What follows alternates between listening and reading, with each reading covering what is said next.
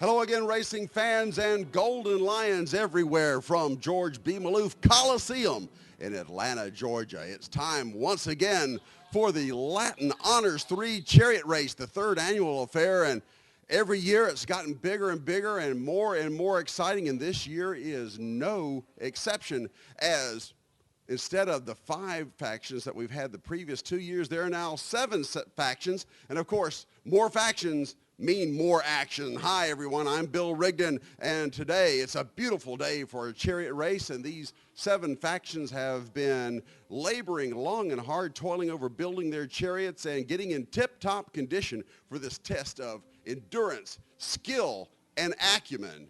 And again, the white faction is looking to repeat again. I guess they're going for the III Pete in chariot racing here at St. Pius. In the last 2 years, the white faction has won, and last year, in fact, they ran going away. So let's go trackside, see what's going on, and I'll bring on our color analyst extraordinaire back again for his 3rd chariot race. Couldn't keep him away from it. Here's Rickus Porterus.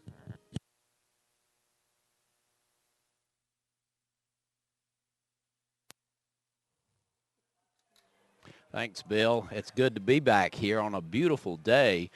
We could not ask for a better day for a chariot race. There's just a light breeze coming out of the east, bright sunshine. I see the chariots already lined up. We have got plenty of color this year with 7 factions all wearing their colors. We will have to do a little analysis in the opening parade. We have talked in the past about the need for speed, how they achieve that speed from both the standpoint of the wheels, from the standpoint of the design, and the always important, will the chariot hold together? Last year we had a few mishaps. I think the steeds were a little bit stronger than the chariot itself.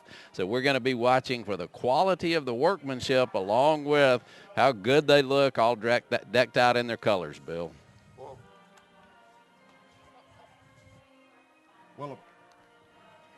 Well, of course, the part of the competition here is also the appearance of the chariots, as there is a concours type event as best appearing, and that'll be voted on at the end of the event by crowd applause.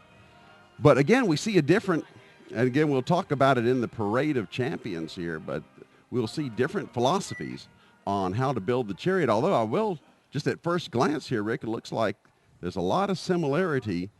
And it may be, in fact, that they look at what's been successful in the past and emulate that. I think that that's what we're finally seeing. You know, the first year, there was a variety of chariots, and I think that these teams have watched, they've experimented, and we're probably getting down to some consistency in the design in order to be competitive.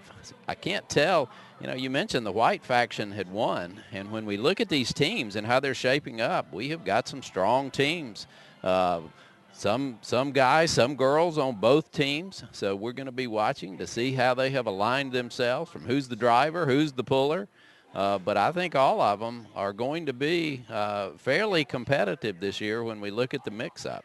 And you did, yeah, you alluded to the boys and girls are combined on the factions this year. The previous 2 years has been girls factions and boys factions, and now with co-ed teams, we should see a more even distribution of physical ability. Now, that doesn't always mean the race doesn't always go to the swiftest, as we've seen.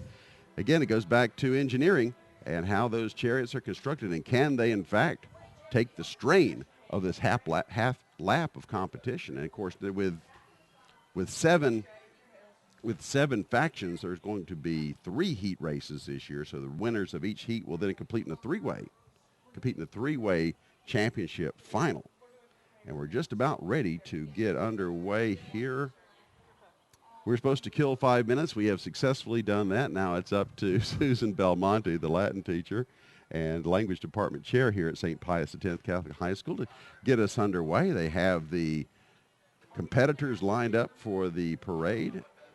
Mark Kelly is back again to do the PA honors. I do see trainer Gary Smith down on the track also. While we have not had any major mishaps the last couple of years, we've got to keep our trainer ready.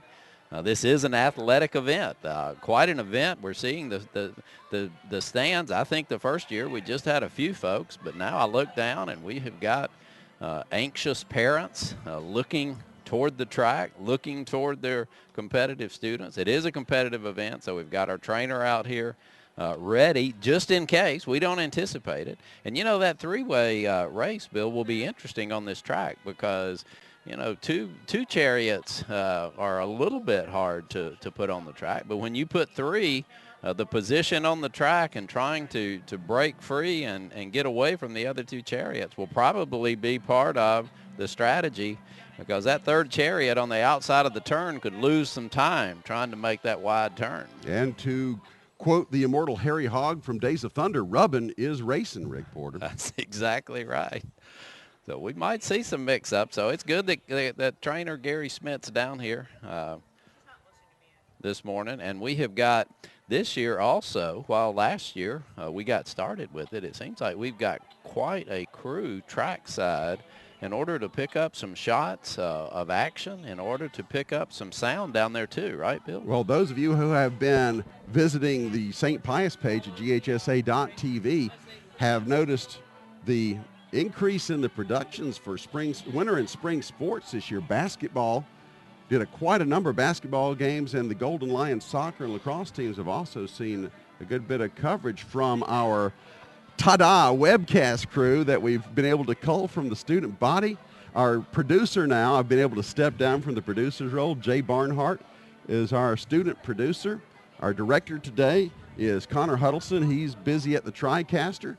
We have students on all the cameras, and this has been going on since basketball season. It'll move into the spring sports, of course, and I can't wait till fall on that little sport we play from August through into December, we hope, and have this crew at the ready to bring you all the action and excitement. This is exciting times here at St. Pius, and we're always happy here to bring the chariot race live and in all its spectacular color glory.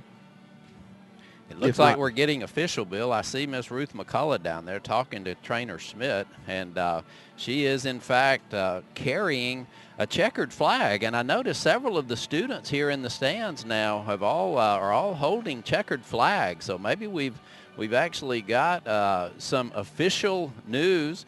It doesn't look like Miss McCullough is upset, and I think that's a good thing. That sometimes I have at least heard from some of the students that she can get upset if things are out of sort, but she looks happy carrying the checkered flag. She's about to ride with Trainer Schmidt, so everything looks to be in order relative to the administration, and they're not going to shut down the race, I guess, Bill.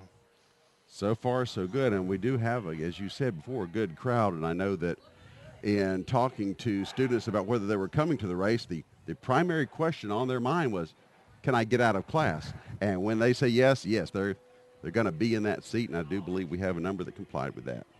I checked my own source, and I heard a little bit of complaint about not sure they were going to let everybody out of class, so I'm sure they're feeling a little pressure on both sides of that from the student standpoint. But it looks like the students are filing in, so I think that we're going to have a good crowd. Well, don't forget that those who are not able to make this event live can always watch this on demand on ghsa.tv/St. Pius, where it'll go up in a few minutes. I'm sure there'll be a thumbnail of me in a toga again like there was last year, but it's going to be a lot of fun. I'm looking forward to. We were excited about next year's race as soon as this year's race as soon as last year's had ended. In fact, that's when Ms. Belmonte told me shortly that they were going to actually bring in 2 classes to do this, and that's why there are more factions this year, more chariots. And as is the theme of this year's race, is more factions means more action, and we should get some action underway pretty soon. I see Ms. Belmonte checking in with the other track officials. We ought to be underway fairly soon as we saw. She has a mic in her hand. She has the mic in her hand. We'll get going pretty quickly.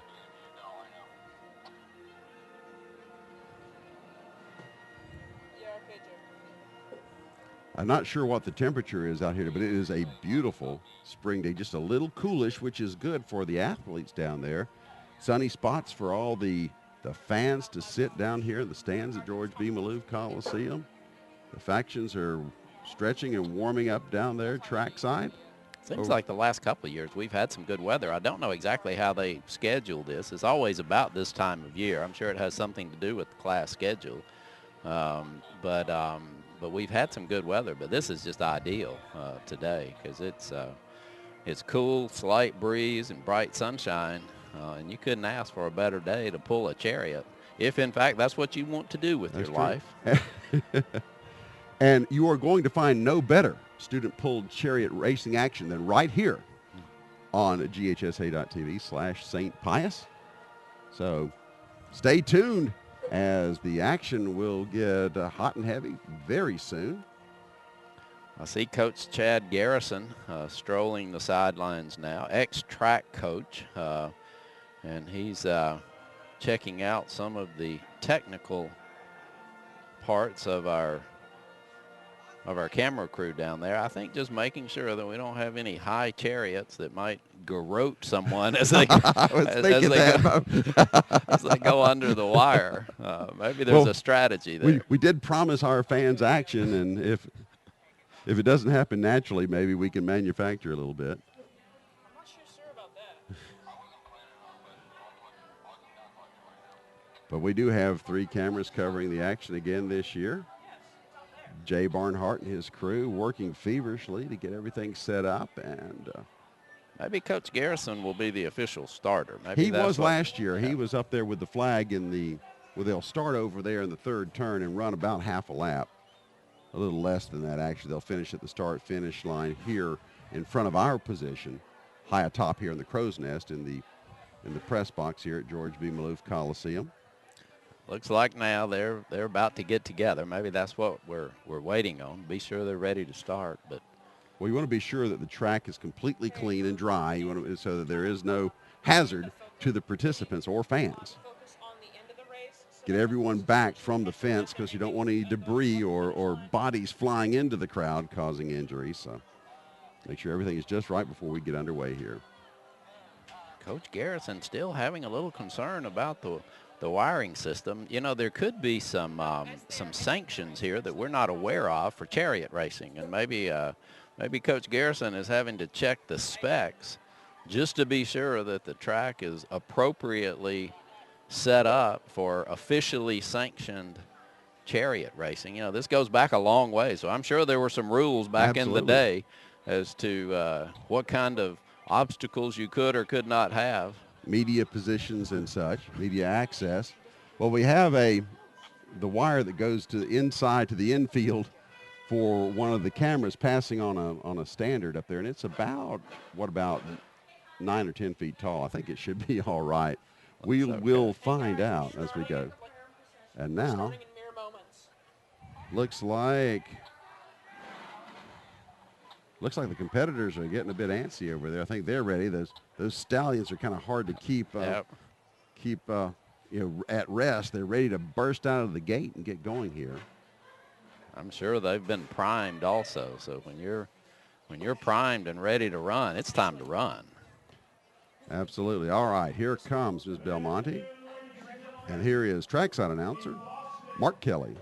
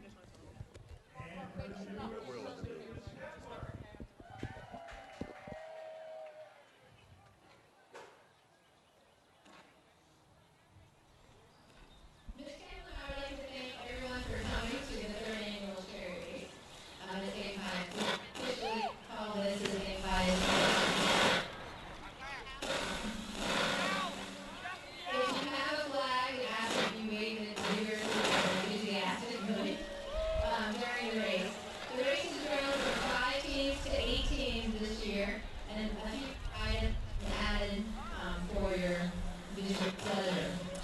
This is not possible without the help of numerous colleagues.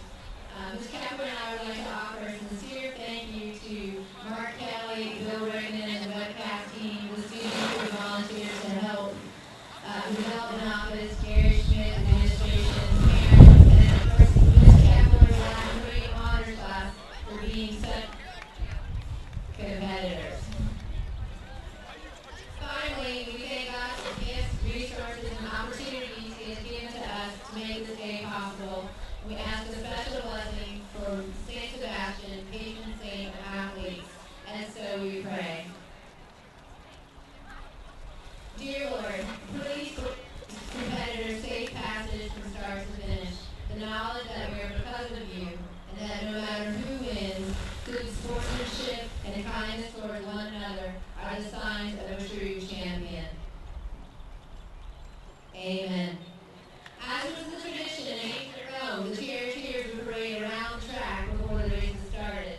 So I now turn things over to Mr. Kepler and our racers, who will introduce them during the procession. Let the competition begin. Ladies and gentlemen, they come from all over the world. I now introduce to you the greatest charioteers on the face of the earth. And leading the procession, our own Mr. Russell Crowe, Coach Gary Schmidt,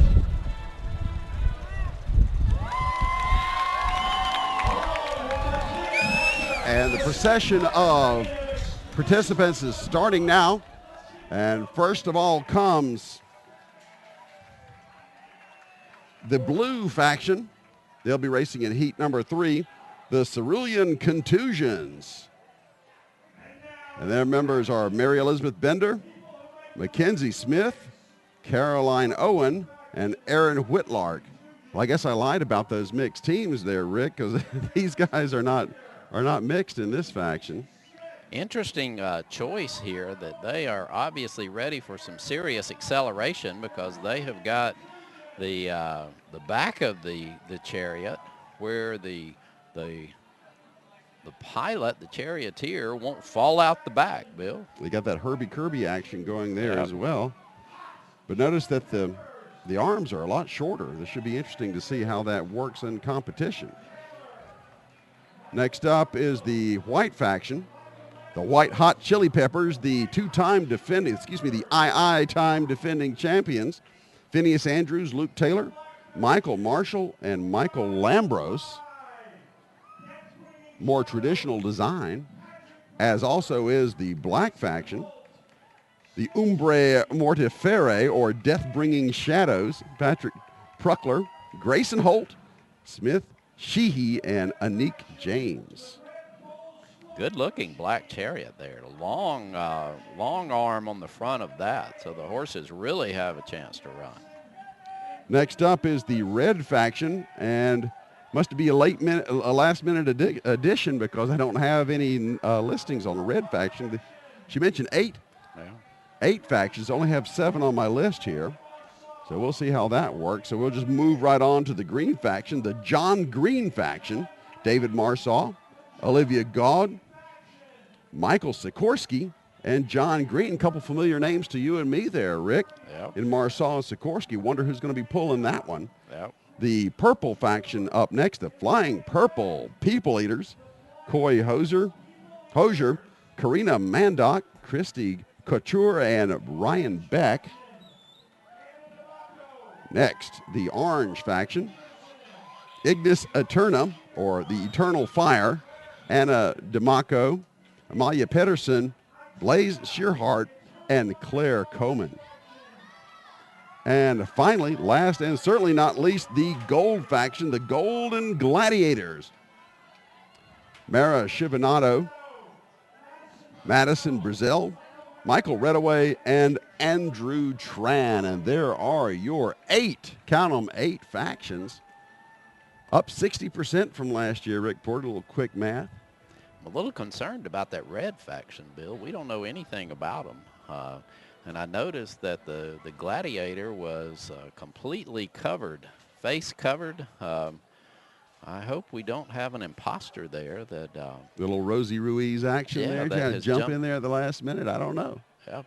I see the Gladiators actually taking his helmet off, and they're running. That we'll have to keep our eye on that red faction. That could be some type of intrusion here into the chariot race, and make sure there's no hijinks going on with Well, that I one. got to tell you, Rick, though, good-looking group of chariots.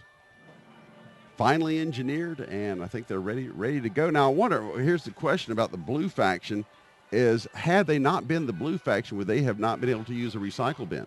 Well, that's a great question. And I noticed that interestingly, the green faction has also got a trash can design. So maybe there's something to these colors with recycling and green trash. And Well, I'd love a close-up of the black faction because I see they've got some script on the side of their chariot, as I've noticed now on the backstretch.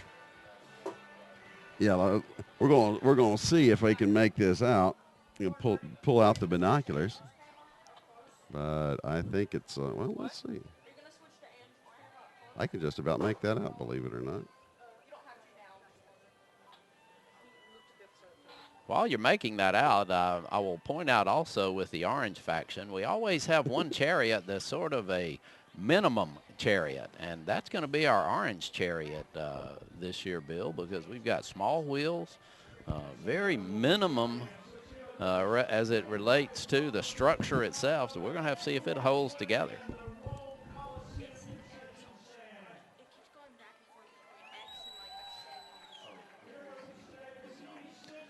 It looks like that we're going to have the orange faction and the gold faction first.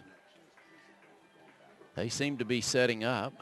Coach Chad Garrison is, of course, working on the appropriate stagger, and he has methodically determined that stagger over the years as the track coach as to what type of outside advantage, how much they have to move the outside chariot forward, and that's what's going to be interesting if we get three out there.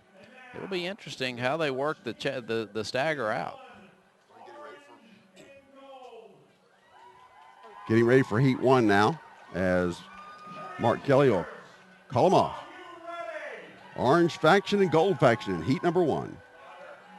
Two very different chariots, the minimum orange and the heavily fortified gold chariot.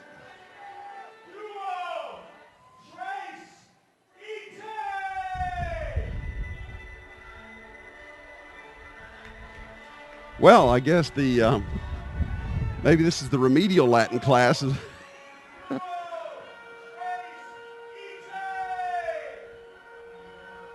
Maybe the I times the charm. And they are off. The gold faction off to the early lead. Of course, they have the staggers. They come into the third turn, coming neck and neck. We'll see what happens when they come out of the fourth turn. Coming down the home stretch is the gold faction. Orange faction trying to keep up, but they are about 3 chariot lengths behind as the gold faction coming on strong to the line. And the checkered flag falls for the gold faction, winning going away as the orange faction does finish, but it looks like they just really never got off to a good start. And the gold faction was able to just pull away. Of course, congratulations going all around. Good sportsmanship, a hallmark here in chariot racing. You know, I noticed that with the gold team, they were stride for stride. They had obviously worked on, the horses had worked on making sure that they stayed right in step with each other. And with the orange team, a little different stride with the two steeds, and I think that made the difference because the gold team was right together with their strides, and they were able to get the lead and then maintain that lead. Both chariots held up well. I noticed the gold as it came by is actually a nice fabric around it. They've got a nice place for the Gladiator to stand in there. Good-looking chariot, and obviously functioned well, Bill. All right, factions, the green and purple factions in the second heat race. Well, looks like we got 3. And the red, excuse me. Yeah. We will slip the red ones into the second heat here. Uh-oh, there's a red flag on the red faction. They're getting them staggered and ready to go here. Then the outside lane will be the green faction. In the middle will be the red faction, and on the inside will start the purple faction. Coach Garrison explaining that you've got to stay in your lane until you get to a certain place there. This will be our first chance to see 3 of them going head-to-head. We'll see if we have any track problems. They are ready, and here we go. And they're off. The green faction with the early lead, but the red faction looks to be gaining ground. They may have the lead before they break the stagger, but here comes the purple faction. They're coming out of the far turn, and down the stretch they come. The red faction in the lead. The purple faction doing everything they can to get an advantage, but the red faction will be leading down the stretch to the line. Does purple have enough? It doesn't look to be. The red faction will win the second heat. And I got to ask, Rick, did they cut down inside too early? Well, I think that's going to have to be a ruling from Coach Garrison. Clearly, the red faction got position in front of the purple faction and shut them off. As they were coming out of the turn, the purple faction had no place to go. So I think that's going to be up to our rules chairman. Did, in fact, they wait long enough to get out of their lane? Doesn't seem to be a whole lot of consternation as they're getting ready for the third and final of the heat races. And I see some congratulations to the red faction, so I guess they're not an intruder. Maybe they're legitimate. Not sure if it would have made a whole lot of difference as they came on strong and had the lead before they got out of the first turn, in fact. Had an interesting decision by the green faction to actually have tandem horses as opposed to side-by-side horses. So we had a front horse and a middle horse. And now the third heat. And they're off. Blue, white, and black this time. Remember, the defending champion, white faction, taking the early lead, but black is close behind. Blue having a little trouble there. It looks like it's going to be a 2-horse race as they come out of the final turn, and down the stretch they come. It's the white faction. It's the white faction by a couple of chariot lengths, and it looks like they're stretching it out. Black doing their best, but it looks like white is going to be in the championship again for the third consecutive year. White faction followed by the black faction, blue faction, the Cerulean Contusions. I think running on pride now. Running on pride. I think they're in here for the aesthetic award, Bill. I think maybe that's what they decided early on. And the blue faction, Mary Elizabeth Bender, Mackenzie Smith, Carol Owen, and Aaron Whitlark do finish. And finishing in itself is a victory, Rick Porter. It is, and interestingly, now we've seen all 8 of them, Bill. We've got no mechanical difficulties yet. No one's in the pit having to correct or fix something that is broken. Last year we saw a couple of the tongues of the chariots pull away, but all of them have held together fairly well so far. Okay, now that we've seen all 8 factions and the 3 winners, the gold, the red, and the white factions, handicap them for the final race here, Rick. Well, when I liked the way the white faction only had to hold on to how the steeds were loosely connected to the pulling mechanism. They were just holding on to the pulling mechanism with one arm, and as a result, they had a free arm to really get their momentum going. So I liked that about the white faction. The gold faction, I really liked that chariot. Nice material on it, and I think that those 2 horses have worked together in the past, and they seem to truly be in step when we saw them the first time. It's a little hard to handicap the red faction. I really like the Gladiator on the red faction. They've got a small streamlined chariot, a small streamlined helmet. I still have looking at them with a wary eye since we don't really know who that is. But right now, I think that the gold faction is probably the one that I think was most impressive. Well, I don't know. I disagree with you there, Rick. The red, of course, is a wild card, but until you can't be the best until you beat the best, and white has never lost one of these races. So until they do, I'm going to have to go with the white faction. Well, it's going to be a good race because they all held together well. They all had good timing. Now, of course, fatigue will be a factor in this second heat. They've all had to run one heat, so we'll have to watch and see what kind of recovery time these horses get. They will have a rest period here as we discuss and dissect the three races that we just saw. But I gotta go back to the blue faction, and I noticed that it doesn't look like I'm not sure if they thought out exactly how they were going to pull that, because the tongue on that is awfully short. And you mentioned that in the parade. It's very short. They were having to hold on to it with two hands, so they really had no opportunity to truly stretch out their stride and get some speed. So I think they ended up just playing it cautious. And another thing to note here, no trash cans. No trash can construction in the final. So could that be the end of the trash can era in chariot racing, Rick Porter? Could be. Now, it's interesting that the red chariot actually goes to the starting line in reverse, while the other chariots go to the starting line in forward gear. Might be a strategy there. That lends itself to the maneuverability of the chariot. I like the bull logo, by the way. They did have a red bull on their sign, on their banners they came through. It is a nicely appointed chariot. That's going to be a tough call on the appearance contest. It will be.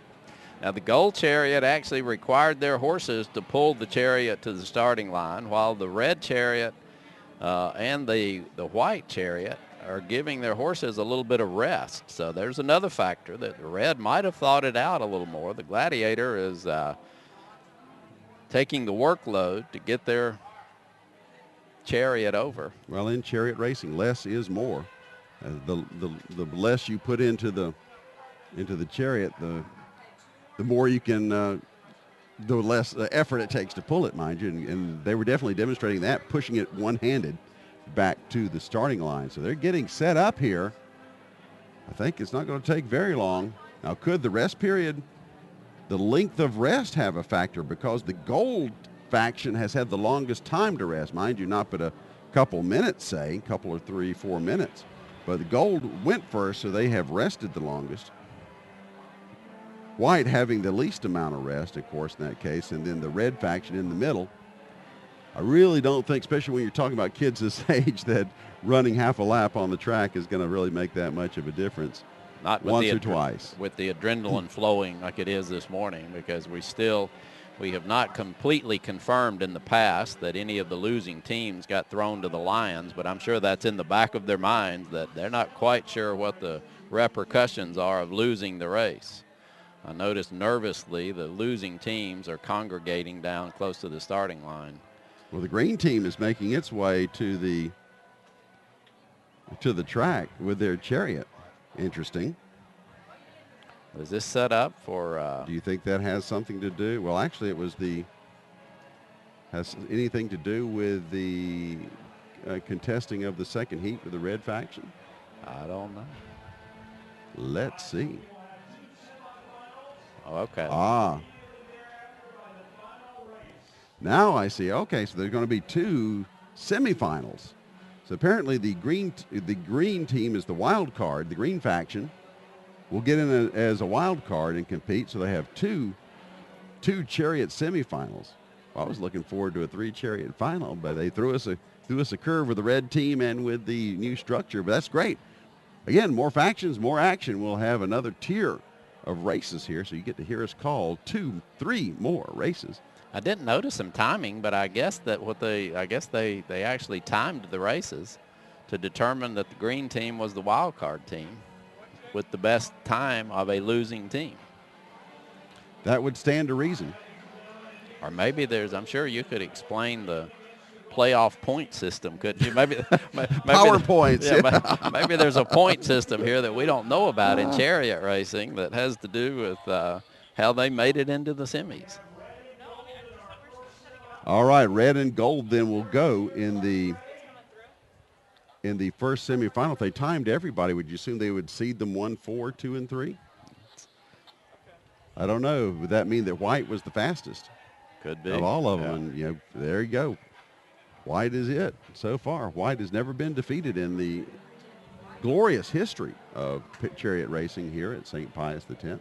You give two sportcasters a little bit too much time, and they'll come up with a system. Absolutely. We can construct any reality around this that we want to. And if they don't hurry, it'll get real complicated before the day's over. And I believe the first semifinal is about to commence. It will be red versus gold in the first semifinal. Lane choice apparently going to the, I guess, the gold squad. Let's see, they're lining them up. Gold will be on the inside. Red will have the stagger on the outside. They are ready to go, and here we go. And they're off. Gold team with the early lead. They have the inside track. Red chugging hard. Making up that even on the outside, able to make up some ground. We'll find out as they come down the home stretch, and down the stretch they come. It's gold. Red is closing. Here comes the red squad. They're forcing them to the outside. There may be a foul here. We'll see. Gold stays in the lead. Red pulls, but gold looks like they are going to hold on. And gold is the winner of the first semifinal. And a little bit of karma there, Rick Porter? Well, maybe so, but there's a protest from the Gladiator there. Or should I say quid pro quo? Yep. And, you know, there was no stagger at the start. I wonder how they determined that there would be no stagger in the semifinals. That Gladiator for the red is not happy right now. He is not happy with that interference. Red did come out a little wide. All right, second semifinal. It'll be the white versus green. Again, no stagger. Or are they going to give white a little stagger? Now, what they're doing is they're starting them next to each other pretty much. No, now they're giving white a little stagger on the outside. Oh, they're switching places. Yeah, I wonder how that was determined. They swapped places before, but no stagger. Of course, you would give the wild card the outside lane, I would think. And here we go. And they're off white. Well, the early lead, a little bit of a stumble on the part of the green, but white takes a big lead, 2 or 3 chariot lengths as they come out of the final turn, and down the stretch they come. It's white looking back, and I think they're just going into cruise as green looks to be running out of steam, and white is, in fact, pulling away with about 20 feet to go. Green Gladiator is not happy. And white will win the second semifinal and go to the finals for the third consecutive year. And green crosses the line. So, as you mentioned, green stumbled right out of the gate, and I think that put them behind. They got their head down a little bit. I see them a bit disgusted, but I think they got discouraged right from the beginning with the stumble out of the gate, knowing that if they lost ground, it would be hard to make it up on the white team. Well, you got to like the makeup of the final, Rick Porter, white and gold. As they will compete for the glory and honor and prizes. Gosh, we didn't even mention the prizes. We'll go into that as they award the victors, but I looked at the list of prizes, and they are quite substantial, envious of any chariot competitor. I still see the red Gladiator is walking around having conversation. I still don't think he's happy about that interference. Don't know that he's got finding a sympathetic ear. You think they'll settle it with swords and shields, maybe? Well, they might settle it afterwards. Of course, he doesn't have his helmet on. I think if he's serious about it, he better get his helmet back on. Well, I think as this sport develops here at Pius, they'll work on procedures and rules and have it a little more well-defined as what you can and can't do. But as anyone who's ever watched a chariot race, you know, really anything goes. It does. Now, I think the one rule maybe is they have barred the spikes on the wheels, So none of that Ben-Hur style action going on there, but. Wait a minute, we're having a conference of the red team and the gold team down on the field. Who is that they're conferencing with? I think we've got a protest, Bill. I see the Gladiator very animated.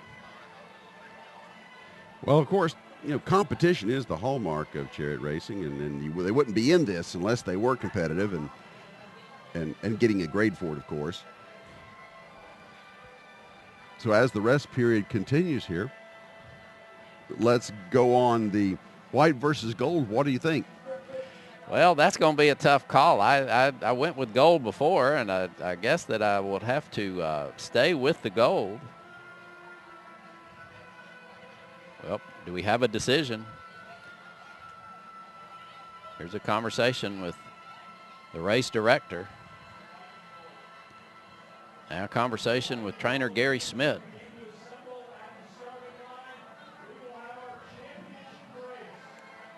And they're getting ready, telling them to line them up. We're going to get ready for the final. We don't have our sideline reporter, but now we have, looks like trainer Gary Smith's having a conversation with Coach Chad Garrison, the starter. I see the gold team headed back. Wait a minute, Bill. The red team is suiting up. Well, so is the black. They're getting on board too, so we will see. Are they going to give red another shot at it? It looks to me like all three are headed back. Still, the race coordinator is trying to keep things calm down there. She is talking to both teams.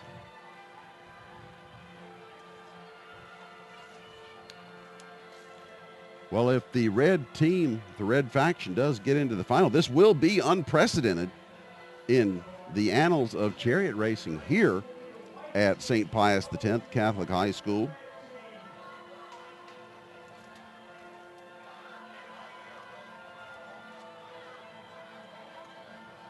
I think she's doing everything she can to keep the tempers at bay.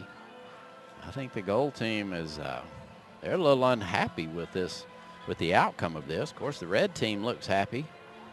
Certainly, but what will happen in the final? Will they handicap them, or will they all start? Will they stagger them? What will happen? We will find out. Are they going to make them run another heat? They're going to have to stagger them, or they're going to rerun that race. Now, would that be a disadvantage for the gold faction to rerun? Well, you'd have to think, having to add a race just prior to the final. Well, the white faction is holding back.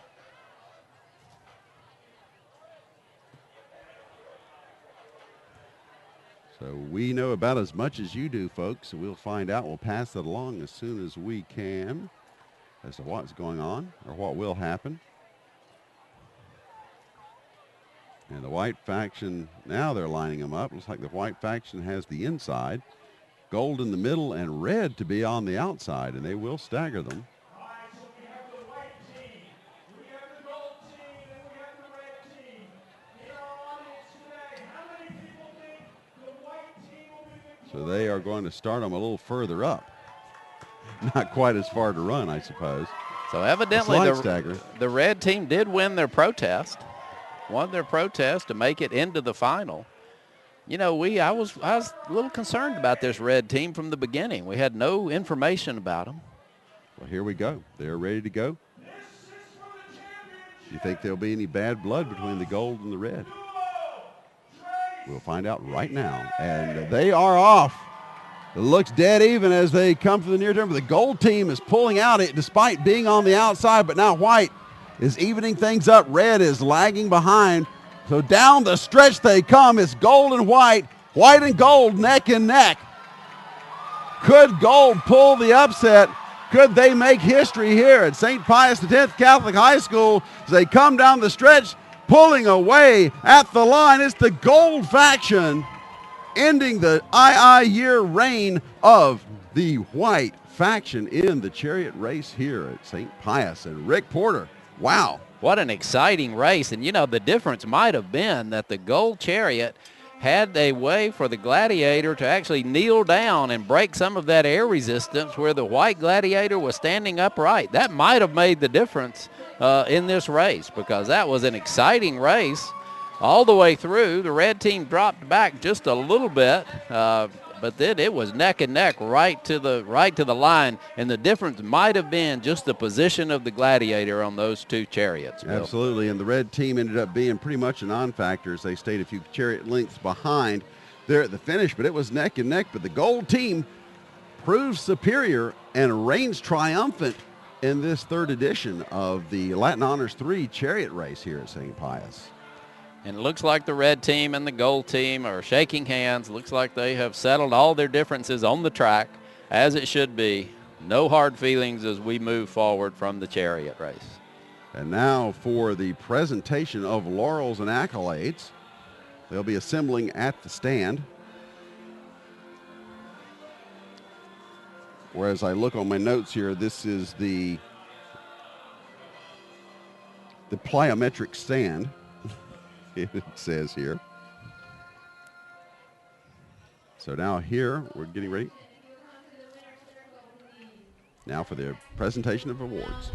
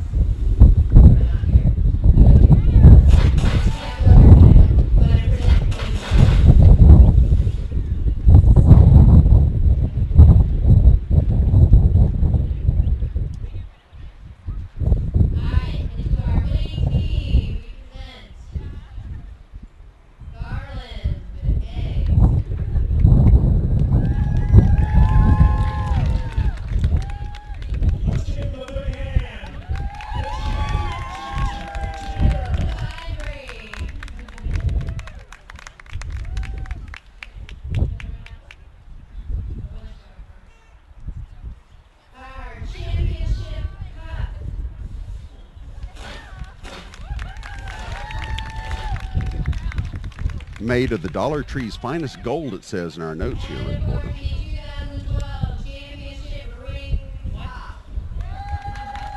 Man.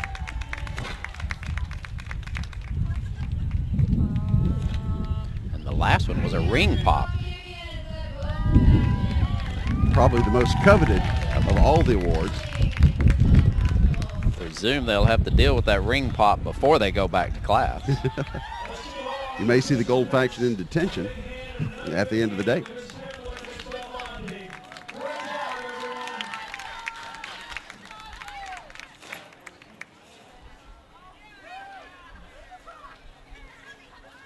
I see Miss McCullough nervously eyeing those ring pops.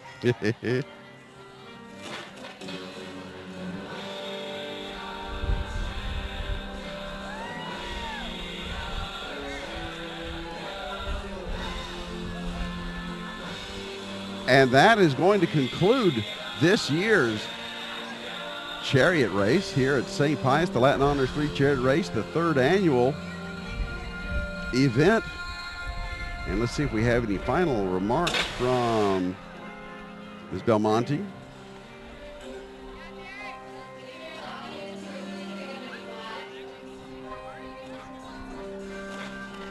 I believe the students have been dismissed to get back to class, so that'll be it. And Rick, it was everything we had hoped for and more. We had action, we had excitement, we had controversy. We had competition galore. We had victory, we had defeat. We had garland, we had ring pops, we had togas, we had just about everything you could hope for. It's just ended, and I can hardly wait until next year. You have wrapped it up very well, Bill. The more faction, more action, and we saw it today. All the chariots held together. They all pulled hard, had a very exciting final, and couldn't ask for a better annual chariot race than we had today here at St. Pius X High School. Well, I'd like to thank everybody who was a part of this production here. Ashley Hogan over on the camera. Not sure if I have all the names in front of me, but our director was Andrew Barnhart. Our executive producer, our producer rather, is Jay Barnhart. On the graphics, those graphics you saw run up there was Connor Huddleston. And I'm sure I've left a few people out, but we'll get back to, they'll be back with us again for football season, Rick Porter. I'm looking forward to that as well. Look forward to more spectacular productions like the one we put on today. So for everyone involved here, I'm Bill Rigdon along with Rick Porter, wishing you a pleasant good day, and thank you for joining us for the 3rd annual Latin Honors 3 Chariot Race. And, well, illegitimate non-carborundum. There we go. Good day.